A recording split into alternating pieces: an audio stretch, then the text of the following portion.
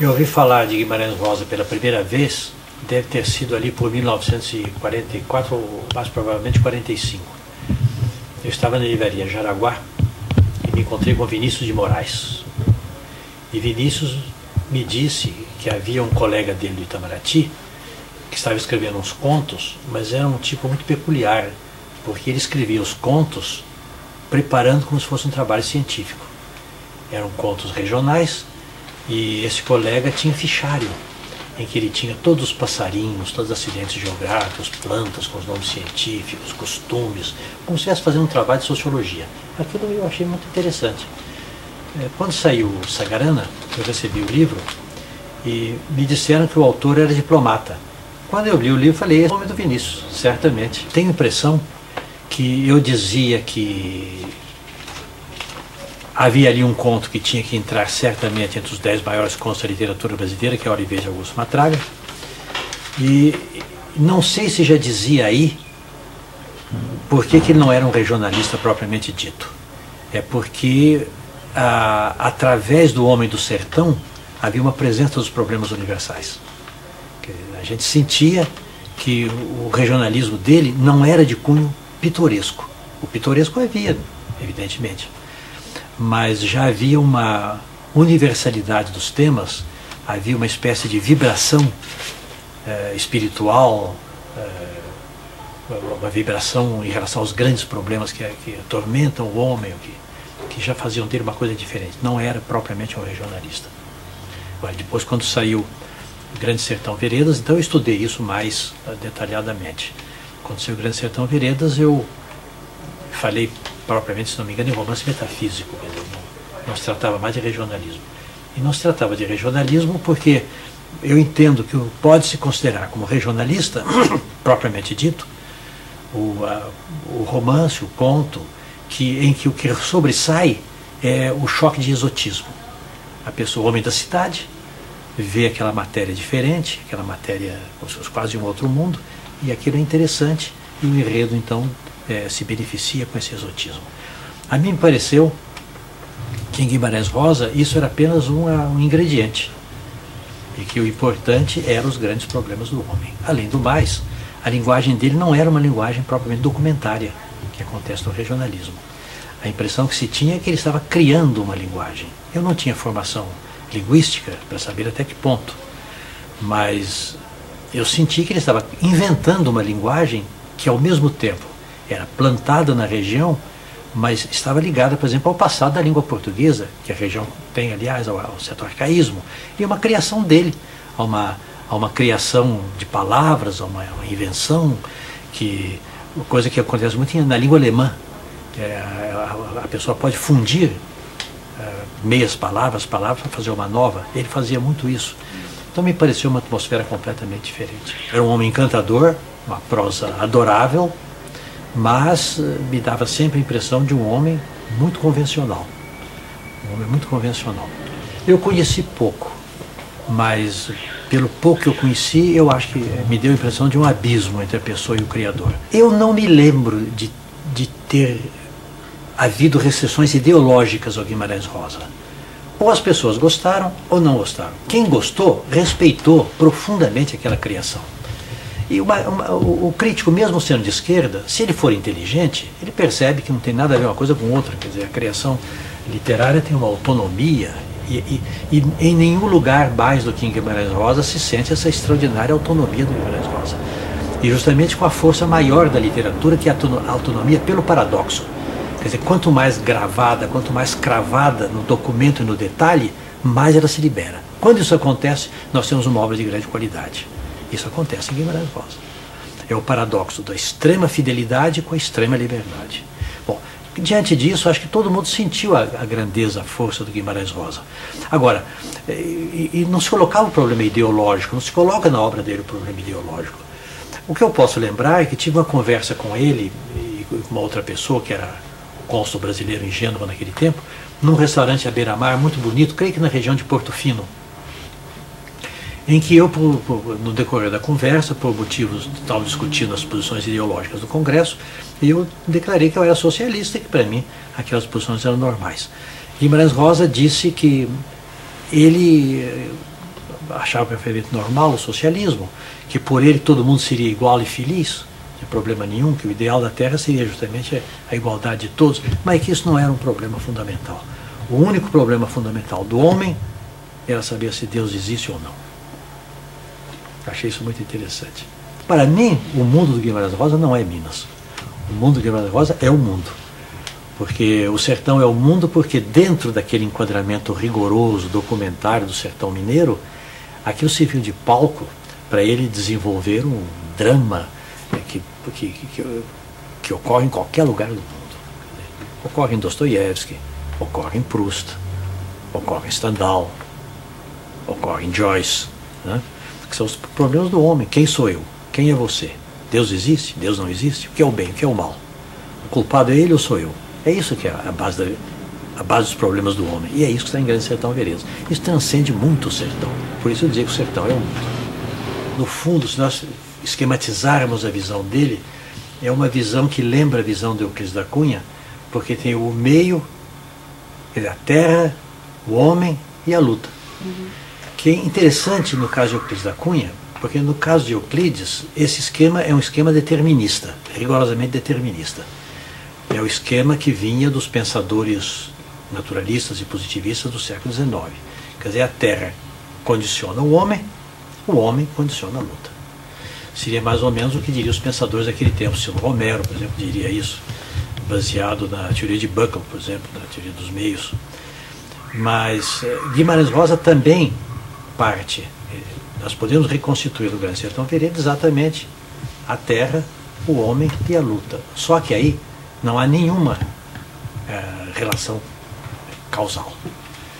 Não há nenhuma relação causal. Quer dizer, não é, a terra não condiciona o homem e o homem não condiciona a luta. Os três estão mais ou menos postos no mesmo plano. Quer dizer, há uma terra, há um homem, há uma luta, todos embaralhados, não é? E não se pode dizer que o homem é fruto daquele meio. Isso não existe no Grande Sertão Veredas essa ideia. O homem, de certa maneira, faz o meio. O meio faz o homem. A luta, o homem faz a luta, mas a luta faz o homem. Quer dizer, a maneira de vida faz o homem, mas o homem que faz a maneira de vida.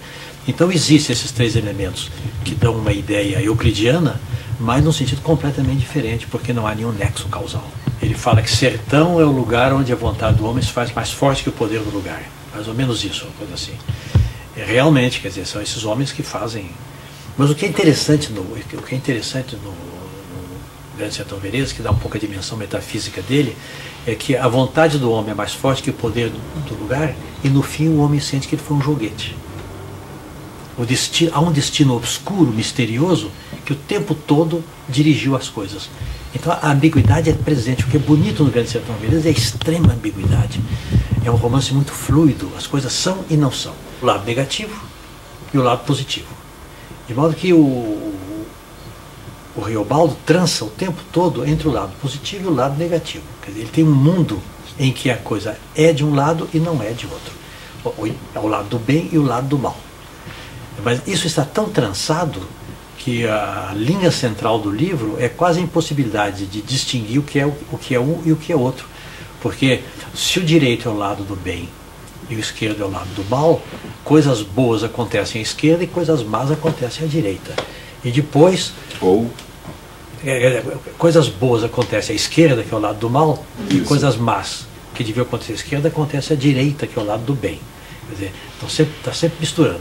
Há uma divisória teórica no mundo, mas tudo se embaralha de tal maneira que fica difícil de determinar como e quando. A ambiguidade maior existe, é o caso de Adorim, que é um guerreiro que se apaixona por uma mulher, se apaixona por um homem e fica aborrecido porque se apaixona por um homem, mas se apaixonou certo porque é a mulher. O Diadorim passa dos dois lados, quer dizer, passa do lado direito e do lado esquerdo.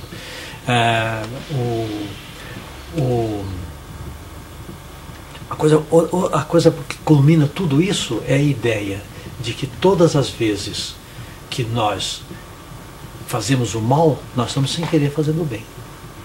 Então, essa é a ambiguidade máxima, porque o sertão, você pode notar que quando o Riobal termina tudo, ele é aclamado como um salvador. Ele é aclamado como um homem que limpou o sertão do quê? Da jagunçagem. O que ele é? O jagunço. É o jagunço que acabou com a jagunçagem. Portanto, ele é e não é. A força do Grande Sertão Veredas, para mim, é exatamente essa. É a ambiguidade, é o paradoxo, é o deslizamento constante de sentido, que tem o símbolo máximo do homem que é a mulher. Eu sinto que o jagunço dele é uma forma de ser homem. Portanto, existe no Guimarães Rosa um drama ontológico. O Liso do Sussuarão impressiona muito, porque quem força a travessia do Liso do Sussuarão é Diadorim. É uma loucura. Um bando daquele tamanho, numa região sem recurso de espécie nenhuma, e eles fracassam e voltam. Agora, depois que ele faz o pacto, ele atravessa o Liso do Sussuarão. Portanto, realmente o pacto representa o advento a uma fase em que o impossível se tornou possível. Aí acontece uma coisa muito curiosa, acontece o poder da vontade, que é uma coisa que está muito presente em Grande Sertão Veredas. Você note que a batalha decisiva, que é a batalha do Tamanduatão, ele não arreda o cavalo dele do lugar. Ele vence sem sair do lugar. Ele fica montado no cavalo, há aquela extraordinária batalha, ele não sai do lugar. A impressão que se tem é que é o poder da vontade.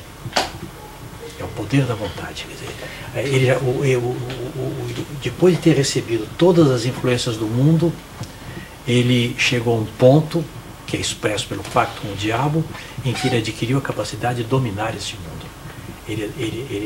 De dominado, ele passa a dominador. Ele domina o mundo.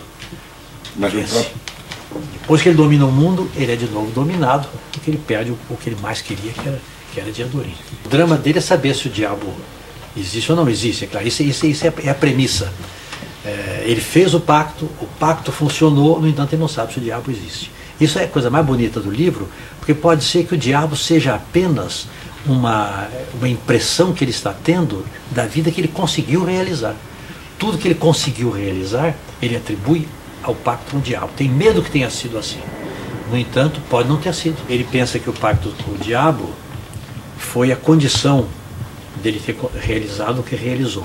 No entanto, como ele não sabe se o diabo existe, pode ter sido apenas ele próprio. Quer dizer, uma força maior que ele tem dentro dele, que ele não ousa reconhecer e que ele atribui ao diabo. Eu não sei se exagero, mas eu acho bonito no Grande Sertão Veredas, em todos os planos, é a ambiguidade. Tudo é e não é. Tudo começa que devia acabar de um jeito, acaba de outro. O vencido que devia ser sacrificado é livre. O homem que é homem é mulher. Isso faz o deslizamento, baseado nas duas partes do mundo. E isso tira o Grande Sertão Veredas da craveira comum de qualquer romance regionalista. Isso faz do Grande Sertão Veredas um livro cheio dos problemas mais altos que a literatura enfrenta, não é? Uma coisa importante para se assinalar, isso eu gostaria de assinalar a respeito de regionalismo, que eu acho fundamental, que me faltou falar, é o seguinte: o grande milagre do Guimarães Rosa, que é a ambiguidade suprema, que neste caso está não no livro, mas nele também, é o seguinte: é que ele tomou uma tendência muito cansada na literatura brasileira, que é o regionalismo. O pitoresco da linguagem, o arcaísmo, o tema caipira, o tema regional, o tema jagunço, o tema caboclo. Isso já era uma coisa muito sovada, muito gasta. Praticamente considerava-se que a literatura brasileira já tinha saído disso. E no momento em que se considera, a crítica pensava mais ou menos isso, surge um homem que fechado hermeticamente dentro do universo do sertão, com uma exuberância verbal extraordinária, com aquilo que era considerado ruim na tradição brasileira, que é a exuberância de linguagem, com aquilo que era considerado ruim, que era o regionalismo, com aquilo que era considerado perigoso, que era o pitoresco. Ele parte de tudo isso e ele consegue fazer uma coisa inteiramente nova, consegue fazer uma ficção, como eu disse, de tipo realmente universal, com todos os grandes problemas do homem, tanto assim que eu, pensando neste caso, eu pensei como é que se pode resolver esse paradoxo de um regionalismo que não é regionalismo, de uma universalidade que é a mais particular possível. Ele fez o livro que supera o regionalismo, ele fez através do regionalismo. Esse, do ponto de vista da composição literária, a meu ver, é o paradoxo supremo. Tanto assim que eu me senti obrigado a criar uma nova categoria, que é transregionalismo, ou surregionalismo. Assim como você fala em surrealismo, você pode falar, no caso de Guimarães Rosa, em surregionalismo. Fenômeno, aliás, que nós verificamos pouco depois, ou ao mesmo tempo, em outros momentos, em outros lugares da América Latina. Nós encontramos, por exemplo, em Gabriel Garcia Marques, nós encontramos em Juan Rulfo, nós encontramos em Mário Vargas Llosa, nós encontramos em Alcides Arguedas, esse enraizamento profundo do temário regional pitoresco, com uma linguagem transfiguradora, moderna, e que não tem nada a ver com a linguagem do regionalismo tradicional. Claro, dá para localizar, mas só que aquilo ali não tem a realidade que parece. É uma coisa muito, muito fluida. E o tratamento é um tratamento fantástico. Quando ele entra, por exemplo, que ele encontra aqueles catrumanos, aquilo é uma atmosfera de lenda. A atmosfera de o cego Guirigó, como é que é? O cego Borromeu e o pretinho Guirigó. Ali eu perguntei para o Guimarães Rosa, eu falei para ele, João, você leu o conto Baltazar do Anatole France, que tem o eunuco não sei o que lá e o astrólogo Menquera? Ele falou assim, eu li muito Anatole France. Aquilo parece uma situação de literatura que ele transpôs para ali. Agora, depois o Morte Belém Teixeira, que é um professor de sociologia em Belo Horizonte, me disse, olha, você escreveu aquele negócio, mas você não tem razão, não. Eu posso provar para você, com o mapa na mão, que o norte de Minas do Guimarães Rosa é rigorosamente documentário. Você pode medir quilometragem, fazer tudo. Bom, pode ser. A impressão que eu tinha é que não só a coisa era flutuante, quer dizer, que isso é e não é, no plano psicológico, mas também no plano geográfico. Mas eu pensava sobretudo no seguinte, o Ulisses do Sussurarão é intransponível, mas de repente é transponível. Então ele é mais um deserto simbólico do que um deserto real, porque ele ser ou não transponível não depende da realidade geográfica, depende da força psicológica de quem está ali, nesse sentido é que eu falo.